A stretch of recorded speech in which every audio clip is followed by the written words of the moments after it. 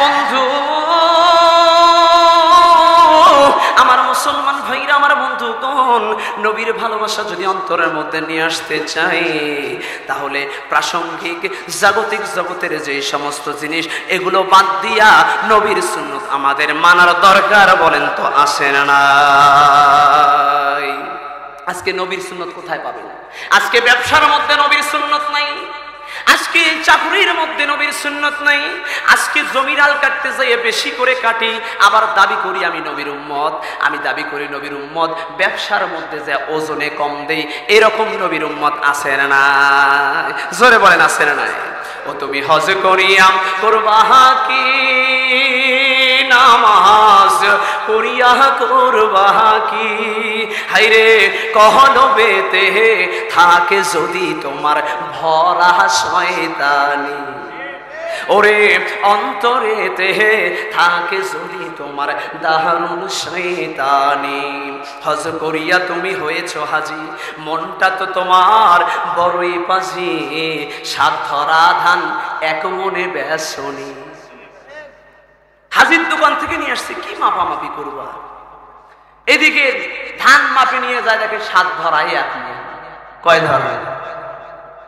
ও তুমি নামাজ করিয়া করবা কি, রোজা রাখিয়া করবা কি, হাইরে সেহেলের বিয়া গোপনে দিয়া হাজি যৌতুক লইছনি। আমার মুসলমান ভাইরা, যৌতুক নেই, গোপনে গোপনে কিচ্ছু নেই, খালি মন খুশি হয়ে কিছু দিছে। বলে তাও কত হবে? 5-7 লাখ হবে। এটা মন খুশি করে দিছে, আমি চাই নেই বাবা, আমি হাজি মানুষ, ওগুলো চাওয়াও পাপ। কথা বুঝতেছেন? বুঝতেছেন? এত দুঃখ রাখবো কোথায়, রাখার জায়গা নাই ভাইরে, এত দুঃখ রাখবো কোথায়, রাখার জায়গা নাই। আমাদেরই কপালেতে শান্তি বুঝি নাই ভাইরে, আমাদেরই কপালেতে সুখ বুঝি না। এত দুঃখ রাখবো কোথায়, রাখার জায়গা নাই ভাইরে, এত দুঃখ রাখবো কোথায়, রাখার জায়গা নাই। আমাদেরই কপালেতে শান্তি বুঝি নাই ভাইরে, আমাদেরই কপালেতে সুখ বুঝি নাই। 5 ওয়াক্ত নামাজ পড়ে কপালে তার দাগ, মক্কায় যায় হজ করিয়া নামের আগে বসায় হাজি সাহ, সার দোকানে বৈশা হাজি টেলিভিশন চায় ভাইরে, চার দোকানে বৈশা হাজি টেলিভিশন চায়, হিন্দি গানের তালে তালে পা দুটি নাচায়। কথা বলেন ঠিক কিনা? এত দুঃখ রাখবো কোথায়, রাখার জায়গা নাই ভাইজান, এত দুঃখ রাখবো কোথায়, রাখার জায়গা নাই। আমাদেরই কপালেতে শান্তি বুঝি নাই ভাইরে, আমাদেরই কপালেতে সুখ বুঝি না। সুদে ঘুষে জীবন কাটে করে দুর্নীতি, এমন লোক হয় যদি মসজিদের সভাপতি। ঠিক কিনা? সুদে ঘুষে জীবন কাটে করে দুর্নীতি, এমন লোক হয় যদি মাদ্রাসার সভাপতি। উচিত কথা কইতে গেলে হুজুরের চাকরি নাই ভাই, সত্য কথা হক কথা বলতে গেলে ইমামের চাকরি নাই। আমাদেরই কপালেতে শান্তি বুঝি নাই ভাইরে, আমাদেরই কপালেতে সুখ বুঝি নাই। কথা বলেন ঠিক? আমার মুসলমান ভাইরা, আমার বন্ধুগণ, এই জন্য বাচ্চাদেরকে ছোট থেকে মানুষ করা লাগবে। ছোট থেকে কি করা লাগবে?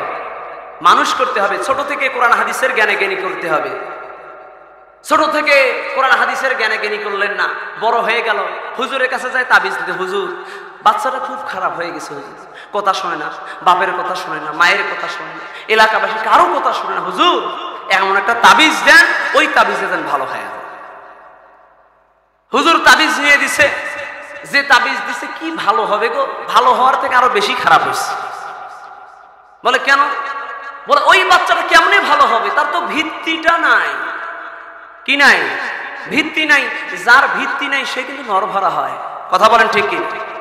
আর যদি কারো ভিত্তি থাকে সেই জিনিসটা মজবুত হবে। কিসের ভিত্তি? ছোটবেলায় তাকে দিতে হবে কোরআন হাদিসের ভিত্তি। কথা বলেন ঠিক কি?